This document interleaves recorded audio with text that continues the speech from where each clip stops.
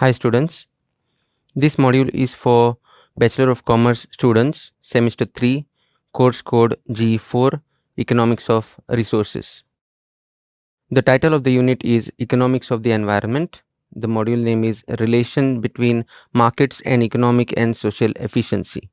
I am John Xavier D'Souza, Assistant Professor from Rosary College of Commerce and Arts, Navili.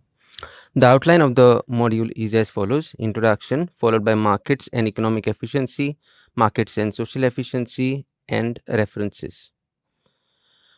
After this session, students will be able to understand the relation between markets and economic efficiency, markets and social efficiency, external costs, and external benefits.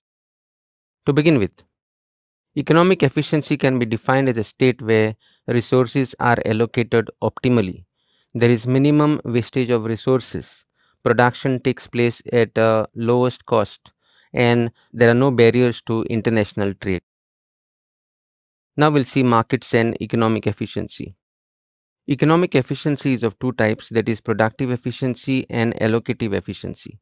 Once economic efficiency is achieved in the market, production of one commodity cannot be increased without decreasing the production of other commodity. The following diagrams will help us to understand economic efficiency, productive efficiency, and allocative efficiency. Now, in this diagram, there is commodity A measured on the y-axis, commodity B measured on the x-axis, and PQ is the production possibility frontier. All the points on the production possibility frontier are the economic efficient points, that is the point C, D, and E, which represent different combinations of the two commodities A and B which are produced. Point G, which is lying outside the production possibility frontier, cannot be achieved with the available resources.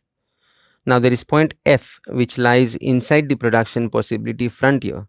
Even that point is not an efficient point, because at point F there is 2 units of commodity B produced and 2 units of commodity A produced with the existing resources.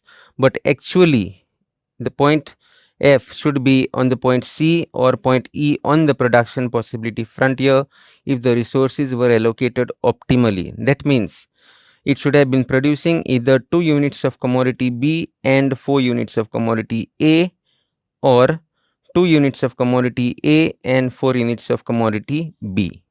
Then it would have been economically efficient points. The following diagram helps us to understand productive efficiency. In this diagram, cost and price is measured on the y-axis, output is measured on the x-axis, and there are two curves in the diagram, marginal cost curve and the average cost curve. The firm is said to be producing at productively efficient point only when it produces at the lowest point of the average cost curve. And over here in the diagram, that point is the point E, where marginal cost curve cuts the average cost curve from below at the minimum point of the average cost curve. And at that point, the firm is said to be productively efficient. If the firm produces at any point above the average cost curve, then it would be productively inefficient. The following diagram helps us to understand allocative efficiency. On the y-axis, price is measured, on the x-axis, quantity is measured. And there are two curves, that is the demand and supply curve, which help us to understand the demand preferences of the people living in the economy. And the resources will be allocated according to the demand preferences of the people. Now, in this diagram, E is the point of equilibrium where the demand intersects the supply curve, and at that point, quantity which is produced is OQ and it is sold at the price OP. Now, what happens at the price P1? At price P1, the demand is very high as compared to the supply. So, since the demand is high, there will be upward movement of the prices, and the prices in the economy will keep rising till it reaches the point E, or till the price reaches P. So that will be the equilibrium price where demand will be equals to supply. Similarly, at price P2, the supply is much higher than the demand. So the prices will have a downward moving tendency, and the price will keep moving downwards till it reaches the point E or till it reaches the price P. and where the supply will be intersecting demand and the equilibrium in the economy will be restored. Now we need to understand markets and social efficiency. Social efficiency is achieved when externalities are taken into consideration while deciding the price of the product. Externalities can be positive and negative. Positive externalities can also be referred as external benefits, while negative externalities can also be referred as external costs. Social cost includes private cost and external cost. Social benefits similarly will include private benefits and external benefits.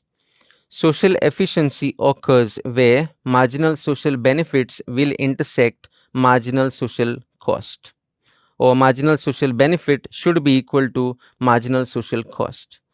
We'll see the explanation in the following diagrams.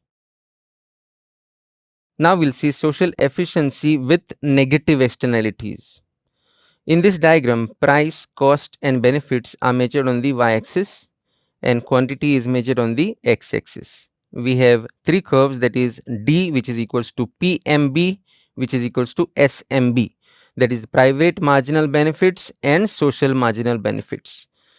The next we have S is equals to PMC. PMC is the private marginal cost. And finally we have S is equals to SMC, that is the social marginal cost. The initial equilibrium is where D is equals to S, that is PMC, private marginal cost, and this equilibrium is at the point E, where OQ amount of output is produced and it is sold at a price P. Now the problem is at PMC it takes into consideration only the private costs, but it does not take into consideration the social costs.